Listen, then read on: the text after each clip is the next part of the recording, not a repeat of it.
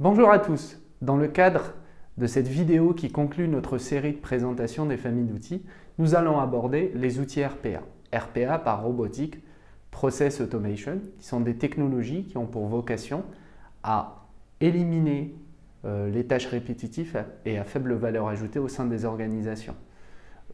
Quand nous parlons de RPA, nous parlons effectivement des technologies qui permettent de créer, configurer et déployer ces robots. Dans un contexte de transformation de nos organisations, le RPA adresse de nombreux enjeux. Le premier et le plus important étant la réduction des coûts de main-d'œuvre. La mise en place de ce type d'outils permet d'automatiser les tâches à faible valeur ajoutée, tâches répétitives, réduire effectivement les coûts de main-d'œuvre et à long terme créer des économies d'échelle. Le second enjeu adressé par les outils RPA est d'améliorer la qualité et la précision des tâches effectuées, et ce à grande échelle. Cela permet également de mieux gérer la qualité de la donnée en évitant les erreurs et les omissions. Le troisième enjeu adressé est l'augmentation de la productivité des salariés. Les outils RPA se concentrant sur des tâches à plus grande ampleur et d'autant plus chronophages, les salariés peuvent se concentrer sur des activités permettant de répondre aux enjeux stratégiques de l'organisation ou des enjeux opérationnels également.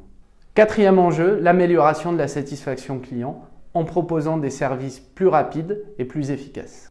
Cinquième enjeu adressé par les outils RPA, l'agilité et la flexibilité. Il est nécessaire aujourd'hui pour les organisations de pouvoir s'adapter aux évolutions du marché et des besoins clients. Utiliser ces outils-là permet de configurer de nouvelles tâches pour répondre au processus métier. Il existe plusieurs typologies d'outils RPA.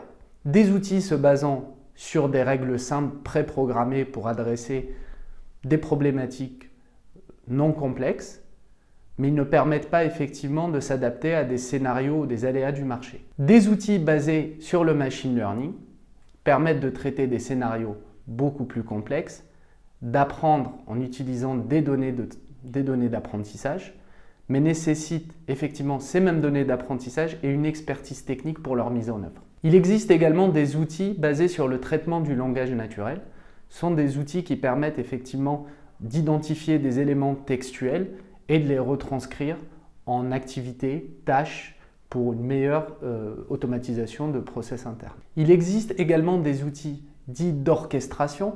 Ce sont des outils qui permettent de coordonner tous les robots logiciels afin d'avoir une exécution plus fluide, plus maîtrisée des nombreuses tâches automatisées au sein de votre organisation. Et enfin, une dernière typologie, celle qui permet de créer ces robots qui adressent justement l'automatisation des processus.